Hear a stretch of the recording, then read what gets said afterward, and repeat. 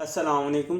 Glycolysis के हवाले से एक छोटा सा ओवरव्यू माजरत के साथ मेरे से थोड़ा सा टेढ़ा लिखा गया है, लेकिन इंशाल्लाह अच्छा गुजारा हो जाएगा। सबसे पहले स्टेप के बारे में हमने पढ़ा था कि वो होता है फॉस्फोरिलेशन का। सबसे पहले स्टेप हमारे पास फॉस्फोरिलेशन का होता है, और फॉस्फोरिलेशन के बाद हमारे पास दूसरा स्टेप आइसोमराइजेशन का होता है। आइसोमराइजेशन में ग्लूकोज 6 फॉस्फेट फ्रक्टोज 6 फॉस्फेट में कन्वर्ट हो जाती है। फ्रक्टोज 6 फॉस्फेट की फॉस्फोरिलेशन होती है और फ्रक्टोज 1 6 फॉस्फेट बन जाता है। फ्रक्टोज 1 6 फॉस्फेट की स्प्लिटिंग होती है, नतीजे में हमारे पास G3P ग्लाइसरल्डिहाइड 3 फॉस्फेट और डाइहाइड्रोक्सीएसीटोन फॉस्फेट जो ट्रायोजिस होती हैं, मोनोसेक्राइड्स होती हैं और एक दूसरे के मोनोमर आइसोमर्स भी होते हैं।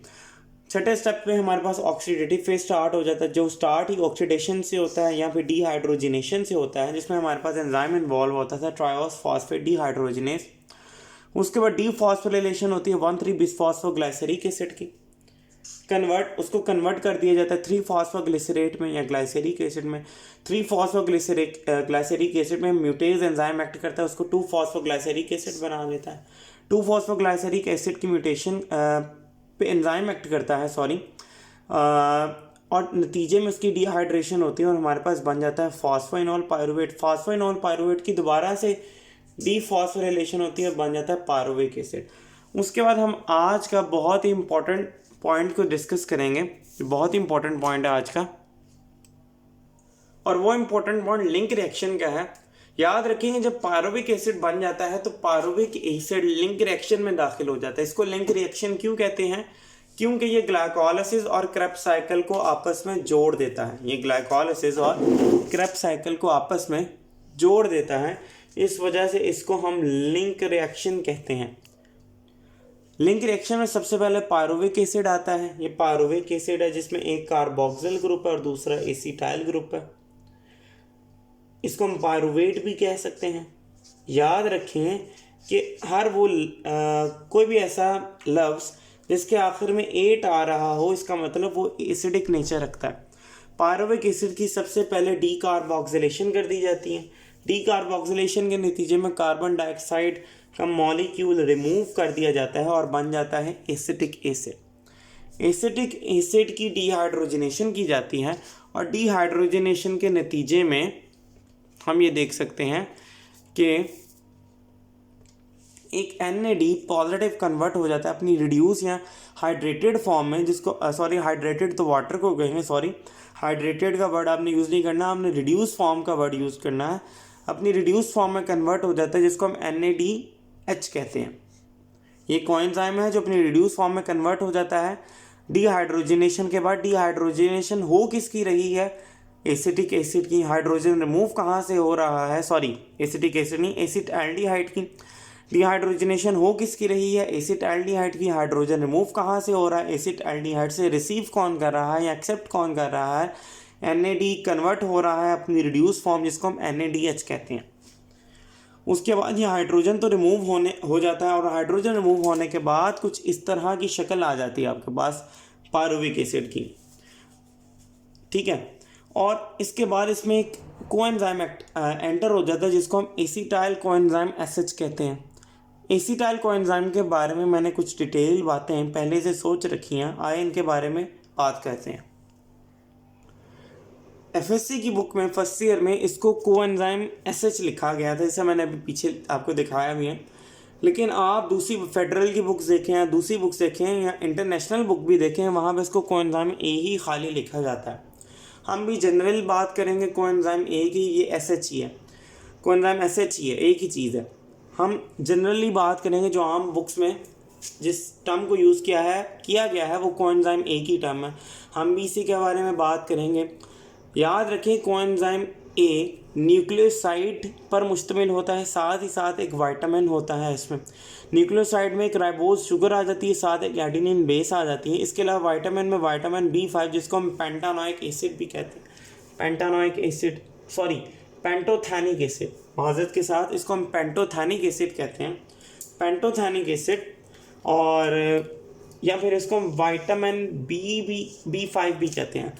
यानी कि पता ये चलता है कि न्यूक्लियोसाइड जिसमें राइबोज शुगर या पेंटोज शुगर और एडेनिन नाइट्रोजनस बेस होती है, साथ ही साथ विटामिन B5 या जिसको पेंटोथैनिक एसिड कहते हैं, उनके इन दोनों के कम्बिनेशन से, इसके और विटामिन के कम्बिनेशन से बनता है कोएंजाइम ए।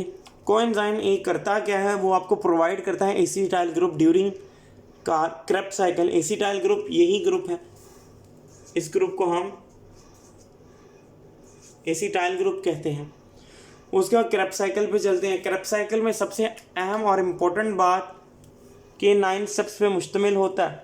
क्रेब्स साइकिल को सिट्रिक एसिड साइकिल भी कहते हैं, इसको ट्राई कार्बोक्सिलिक एसिड साइकिल भी कहते हैं, ट्राई कार्बोक्सिलिक एसिड साइकिल।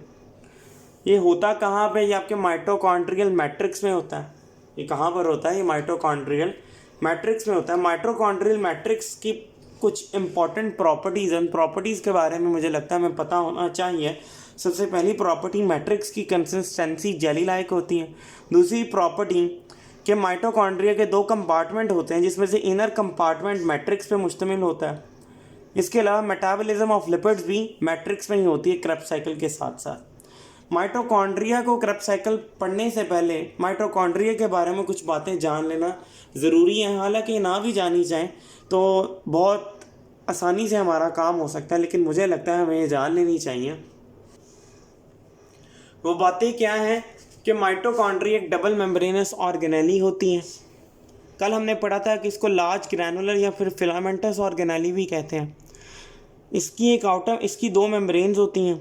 एक आउटर मेम्ब्रेन जो स्मूथ होती है और इसमें कुछ पोरिन्स होते हैं। पोरिन्स ऐसी प्रोटीन्स होती हैं जो ट्रांसपोर्ट में इन्वॉल्व होती हैं। जस्ट लाइक आपकी जैसा सेल मेम्ब्रेन होती है, वो ट्रांसपोर्टेशन करती है ना मुख्तलिफ प्रोटीन्स के बाद, इसी तरह पोरिन्स भी आपके कुछ प्रोटीनियस चैनल्स होते हैं जो मूवमेंट ऑफ मटीरियल्स में हेल्प करते हैं। इसके बाद इनर मेम्ब्रेन में काफ़ी ज़्यादा फोल्ड्स होते हैं। बच्चों वाली बातें जो आप पढ़ चुके हैं, लेकिन एक बात दोहरा रहा हूँ, इसको हम क्रिस्टी कहते हैं, सिस्टर्नी नहीं, क्रिस्टी कहते हैं।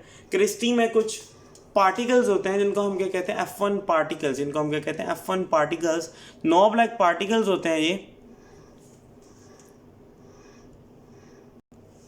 क्रिस्टी आपके नॉब लाइक पार्टिकल्स होते हैं, इनको हम F1 पार्टिकल्स भी कहते हैं।